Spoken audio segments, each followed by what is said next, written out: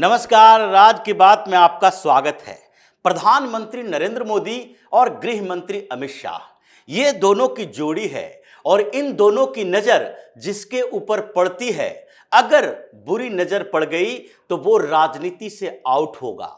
अगर उनकी नजरों में वो बेहतर काम कर रहा है तो उसे फर्श से उठाकर अर्श पर ले जाया जाएगा। ऐसे पिछले 10 सालों से देखा जा रहा है। 10 साल से इन लोगों ने राजनीति को एक नई दिशा दी है और इसी के कारण विपक्ष की कई पार्टियां जो कि कभी इनके साथ थे, कभी इनके विरोधी हुए और जिन लोगों ने विरोध में अपना सब कुछ इन लोगों को टारगेट करने के लिए लगा दिया, वो आज खत्म हो चुके हैं। और ऐसी ही नजर अब अरविंद केजरीवाल पर इन दोनों की पड़ी है, जैसी नजर राहुल गांधी पर पड़ी थी। 2014 से 2025 हो गया और आगे 2035 तक भी राहुल गांधी के लिए दिल्ली का दरवाजा बंद हो चुका है। वो अगले 10 साल तक भी राजनीति में ऐसे ही कूदते फांदते रहेंगे। लेकिन ऐसी प्लानिंग है भारतीय जनता पार्टी की कि कांग्रेस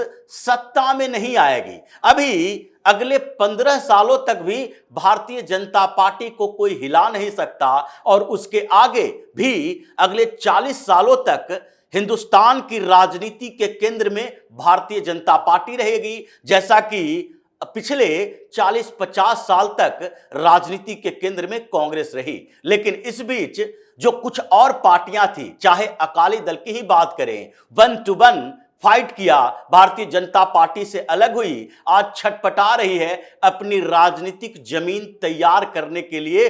पंजाब में ऐसा बुरा हाल हुआ है कि वहां आम आदमी पार्टी, कांग्रेस और उसके बाद भारतीय जनता पार्टी तीसरे नंबर पर आ गई है। लेकिन ये अकाली दल अपनी जमीन खो चुकी है। अब सुखविंदर सिंह बादल 3-4 बार पिछले दिनों में अमित शाह से मुलाकात कर चुके हैं कि किसी तरह आगे के विधानसभा चुनाव में हम दोनों के बीच गठबंधन हो जाना चाहिए। उद्धव ठाकरे की वही स्थिति है और जिन लोगों ने इस तरह के काम किए हैं इन दोनों के साथ, उनके राजनीतिक कैरियर को खत्म करने के लिए जोर लगा दिया जाता है। उसी तरह अरविंद केजरीवाल के लिए है। अरविंद केजरीवाल ने जो राजनीति की पिछले 10 सालों में भारतीय जनता पार्टी के खिलाफ और खासकर पीएम मोदी को जो बातें कही उनके खिलाफ, जो सीधे तौर पर पीएम मोदी से संघर्ष मोल लिया, झगड़ा मोल लिया, चाहे 2014 के लोकसभा चुनाव में उनको चुनौती देना हो या फिर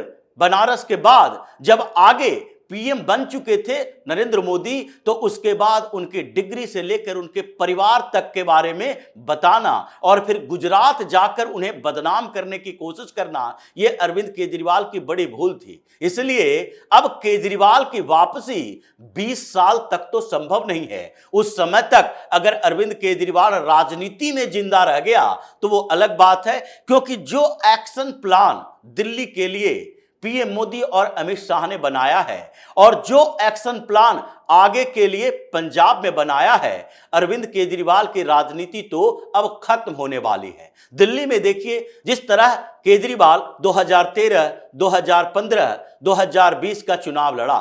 2013 में नई नई पार्टी बनी, 2015 में उस पार्टी का फायदा उठाया, पूर्ण बहुमत चाहिए, और 2020 में 15 के कुछ कामों का फायदा उठाया जिसे फ्रीबीज कहा जा रहा था, यानी बिजली पानी का मुद्दा और कुछ लोगों को भ्रमित करने के लिए एडवर्टाइजमेंट। इसका फायदा उठाकर 2020 में भी सत्ता में रहा, लेकिन 2025 में वो आउट हो गया। और अब भारतीय जनता पार्टी कि सरकार ने जिस तरह के प्लान बनाए हैं दिल्ली के लिए, उससे तो लगता नहीं है कि अगले 20 साल यानी कि अभी 5 साल तक तो इनकी सरकार रहेगी पूर्ण बहुमत की। उसके बाद 2-3 टर्म तक भारतीय जनता पार्टी को कोई हिला नहीं सकता। पहली प्लानिंग जिसके लिए आतिशी मार्लेना चीख चिल्ला रही है, हंगामा कर रही है, आम आदमी पार्टी ये कोशिश कर रही है, आम आदमी पार्टी के नेता ये सोच रहे हैं कि किसी तरीके से एक योजना तो फेल हो जाए भारतीय जनता पार्टी की सरकार की, और वो है महिला सम्मान निधि। यानी कि महिलाओं को खाते में 2500 रुपए देने का वादा तो इन लोगों ने कर लिया, लेकिन क्या ये पूरा कर पाएंगे? इसी वजह से ये लोग दिन रात महिला सम्मान निधि की बात करते हैं और आतिशी मार्लेना हर एक दिन काउंट कर रही है कि अगले दिन हम इस योजना के बारे में भारतीय जनता पार्टी को कैसे टारगेट करेंगे। लेकिन जिस तरीके से पूरी योजना को बनाने की पहल शुरू हो चुकी है, मीटिंग पर मीटिंग चल रहे हैं, टारगेट सेट हो गया है कि महिला सम्मान निधि में हम कैसे और किन महिलाओं को देंगे पैसे, और इसके लिए 3 लाख के इनकम का एक कैप भी बना दिया गया है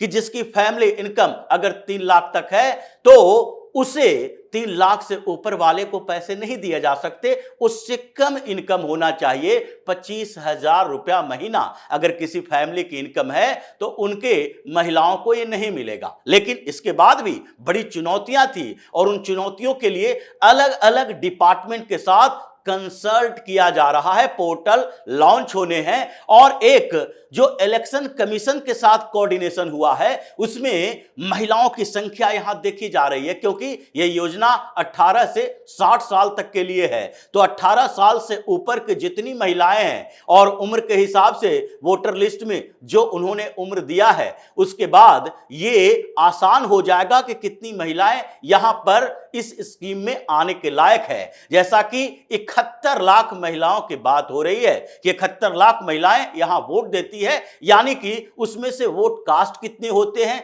इसके आधार पर भी तय होगा और फिर यह भी तय होगा कि उसमें कितनी महिलाएं 60 साल से ऊपर की हैं। और फिर इसमें एक इनकम टैक्स डिपार्टमेंट के साथ कोऑर्डिनेट किया जा रहा है, फिर पीडीएस सिस्टम में इन्वॉल्व मंत्रालय को भेजा गया है, उस डिपार्टमेंट को भी इन्वॉल्व किया जा रहा है कि बीपीएल सूची में कितने लोग हैं जो मुफ्त का राशन ले रहे हैं। और ये सारी प्रक्रियाएं एक साथ ऐसे की जा रही है कि अगले कुछ दिनों में यानी 8 मार्च की जो बात है, छत्रसाल स्टेडियम में बेहतरीन प्रोग्राम होंगे और उसमें कुछ महिलाओं को पैसे दे भी दिए जाएंगे। लेकिन अभी जो टारगेट है दिल्ली में वो ये माना जा रहा है कि 15 लाख से 20 लाख के बीच ऐसी महिलाएं होगी जिसको पैसे देने पड़ेंगे। और ये टारगेट लगभग सेट कर लिया गया है कि 15 लाख से 20 लाख, यानी कि हर महीने का बजट जो उसमें होगा वो होगा 500 करोड़ रुपए का, साल के 6,000 करोड़ रुपया इस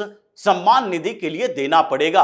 और इसकी तैयारी जो चल रही है उसमें यह बताया जा रहा है कि अरविंद केजरीवाल ने जो अय्यासी किया उन पैसों का इस्तेमाल इसमें किया जाएगा। 500 करोड़ रुपए का तो बजट केवल अरविंद केजरीवाल की सरकार का हुआ करता है इस काम के लिए जिससे कोई फायदा दिल्ली के लोगों को ना हो, केवल अरविंद केजरीवाल के और उसके पार्टी को है, यानी कि एडवर्टीजमेंट के लिए। लेकिन यही नहीं है, यमुना एक्शन प्लान जो लिया जा रहा है और अलग अलग इलाकों में, पहले तो सीमापुरी से सटे हुए कुछ क्षेत्रों में जहां पर यमुना खादर के इलाके में यमुना बैंक पर जो झुग्गी झोपड़ियां बनी हुई थी, धड़ाधड़ बुलडोजर वहां पहुंच गया, 70 झुग्गी झोपड़ियों को हटा दिया गया है। उसमें से कुछ लोग उछल कूद मचाने लगे हैं, लेकिन सन्नाटा है क्योंकि अवैध अतिक्रमण उसका है। सरफराज जो कि उसी इलाके में रहता है चीख चीख कर कह रहा है कि अब तो हमारा सुनने वाला कोई नहीं है क्योंकि अरविंद केजरीवाल दुबक गया है और वो इसकी बात नहीं उठा रहा, केवल विधानसभा में जाकर प्रोटेस्ट कर रहा है। ऐसे ही नहीं, हर डिपार्टमेंट में, चाहे पीडब्ल्यूडी हो या फिर दूसरे डिपार्टमेंट जो दिल्ली सरकार का हो, चाहे हेल्थ डिपार्टमेंट ही क्यों ना हो, क्योंकि ये मोहल्ला क्लिनिक से काम नहीं चलेगा। आयुष्मान आरोग्य मंदिर भी बनना शुरू हो गया और 2-3 का तो उद्घाटन भी हो गया। तो जो एक्शन प्लान डेवलपमेंट को लेकर है और 20 लाख महिलाओं के खाते में जैसे ही ये 2,500 की रकम जाएगी, अरविंद केजरीवाल का वो जो पुराना सब्सिडी योजना है, बिजली में सब्सिडी, पानी में सब्सिडी, वो सब धरा का धरा रह जाएगा, क्योंकि ये सब तो पहले से भारतीय जनता पार्टी की सरकार भी दे रही है और साथ ही फ्री राइड महिलाओं को वो भारतीय जनता पार्टी की सरकार भी दे रही है। लेकिन ये 2500 की रकम बहुत महत्वपूर्ण हो जाएगी। और यही नहीं, जो विकास का मॉडल के साथ साथ केजरीवाल के भी विनाश का मॉडल भारतीय जनता पार्टी ने तैयार किया है। चाहे अरविंद केजरीवाल के शराब घोटाले की हो, सीएजी रिपोर्ट के ऊपर जो इन्वेस्टिगेशन की हो, एसआईटी बनाने को लेकर हो, अलग अलग डिपार्टमेंट की जांच को लेकर हो, और केजरीवाल के ऊपर चल रहे सारे मुकदमे को लेकर हो, वो सारे मुद्दे ये केजरीवाल के विनाश का प्लान है, जिसमें इस पार्टी के अलग अलग जगहों पर जो इकाइयां हैं उनके नेताओं के ऊपर जो मामले चल रहे हैं उसको एक साथ निपटाने के लिए भारतीय जनता पार्टी के अंदर भी एक सेल तैयार हो रहा है कि जो अरविंद केजरीवाल पर नजर रखेगा। इसीलिए तो दिल्ली से भगाया गया। दिल्ली में उसके विधायकों में बेचैनी है। ये आतिशी मार लेना, ये जो उनके इर्द गिर्द के कुछ और लोग हैं, गोपाल राय जैसे, इन लोगों को छोड़कर दिल्ली के 18 विधायक ऐसे हैं जिनके नींद उड़ी हुई है कि आगे तो हमारी राजनीति खत्म होने वाली है। ये केजरीवाल न वापस आएगा दिल्ली में और न ही हमारी पार्टी वापस आने वाली है। और वापसी की तो बात छोड़ दीजिए, ये 48 सीट जो भारतीय जनता पार्टी जीत कर आई है, अगली बार ये सीट 67 उसी तरह होगी जैसे हम लोग जीत कर आए थे 2015 में। तो जो स्थितियां पैदा हो गई है केजरीवाल के लिए, 20 साल के लिए निपट चुका है। लेकिन इसके बाद पंजाब का मॉडल भी चल रहा है। पंजाब में जिस तरह आम आदमी पार्टी घिरी हुई है, उसके विधायकों में परेशानी इस बात के लिए पैदा हो रही है कि जिन लोगों ने हमें यहां तक पहुंचाया वो लोग तो अब सड़क पर उतर चुके हैं। और ये अंतहीन आंदोलन है, एंडलेस प्रोटेस्ट है। ये किसानों का प्रोटेस्ट खत्म नहीं होगा जब तक कि चुनाव न हो जाए। 2 साल तक ये वैसे ही रहेंगे, क्योंकि इसको बैकअप अब कांग्रेस से मिलने लगा है। कांग्रेस ने देख लिया कि पिछली बार आम आदमी पार्टी ने कैसे किसानों का इस्तेमाल हमारी सरकार के खिलाफ किया। भले ही कांग्रेस की सरकार जो पंजाब में थी उसने इन किसान आंदोलनों को, इन किसान नेताओं को दिल्ली तक भेजने की पूरी कोशिश की, लेकिन दिल्ली तक भेजने के बावजूद पंजाब के अंदर कांग्रेस से असंतुष्टि इन लोगों की कम नहीं हुई और उसका असर हुआ। कांग्रेस भी गई, अकाली दल भी गई और उधर आम आदमी पार्टी उभर कर सामने आ गई। लेकिन इस बार सरकार तो भगवंत मान की है, आम आदमी पार्टी की है। नेतृत्व परिवर्तन करो, मुख्यमंत्री बदलो या फिर अपने विधायकों को एकजुट रखने की कोशिश करो, क्योंकि ये सारे विधायक जो आम आदमी पार्टी के हैं उसमें 30% ऐसे नेता हैं जो पहले कांग्रेस में थे और उनको दिख रहा है कि अब आगे कांग्रेस ही आने वाली है, क्योंकि भारतीय जनता पार्टी ये बैकअप प्लान में है। जिस तरह से दिल्ली में भारतीय जनता पार्टी के लिए कांग्रेस ने कुछ अच्छा काम किया अनजाने में ही सही, अब भारतीय जनता पार्टी पंजाब में ये कांग्रेस के लिए ही अनजाने में ही कुछ अच्छा काम करेगी। चुनाव तो लड़ेगी, नैरेटिव क्रिएट होगा और वो होगा जो दिल्ली में अरविंद केजरीवाल के लिए हुआ और पंजाब में भी आम आदमी पार्टी के लिए होगा। मतलब पंजाब भी उसके हाथ से जाने ही वाली है। तो जो स्थिति इनके बड़े नेताओं की है और एक्शन प्लान जो मोदी और अमित शाह की है, उससे लगता नहीं है कि आम आदमी पार्टी अब उभर कर आएगी, केजरीवाल कुछ अच्छा कर पाएगा। जैसे राहुल गांधी इतने सालों से भटक रहा है। हालांकि कांग्रेस और आम आदमी पार्टी में आसमान जमीन का अंतर है। कांग्रेस एक ऐसी पार्टी है जो केंद्र में सत्ता में आए या ना आए, कुछ राज्यों में तो बरकरार रहेगी, लेकिन आम आदमी पार्टी की स्थिति यह है, दिल्ली गया, पंजाब भी चला जाएगा तो और कहीं इसके लिए कोई व्यवस्था ही नहीं है। अभी राहुल गांधी जाने वाले हैं गुजरात, वहां जाकर वो आम आदमी पार्टी की और बखिया उधेड़ेंगे और उनके जो विधायक आम आदमी पार्टी के हैं ये कांग्रेस के संपर्क में आ रहा है, क्योंकि वो एंटी बीजेपी वोटर से जीतता है, इसलिए कांग्रेस के नजदीक ही आएगा। वो वहां से इस्तीफा देकर कांग्रेस में आएगा। 5 विधायक है, 3 भी चले गए, एंटी डिफेक्शन लगेगा नहीं और उसके बाद इसकी राष्ट्रीय पार्टी का दर्जा भी खत्म होगा। मतलब केजरीवाल के खिलाफ जो प्लानिंग चल रही है अभी, उससे लगता है कि अरविंद केजरीवाल का ये वनवास का समय कभी खत्म नहीं होने वाला है। ये अब राजनीति छोड़कर अपना बोरिया बिस्तर बांधकर कहीं निकल ले, नहीं तो राजनीति में रहेगा तो और भी मुश्किलें इसके सामने आती रहेगी। तो इसी तरह की खबरों के साथ फिर से हाजिर होंगे। तब तक के लिए बने रहिए हमारे साथ और देते रहिए हमें सहयोग, ताकि इसी तरह की खबर हम आपके लाते रहे। धन्यवाद।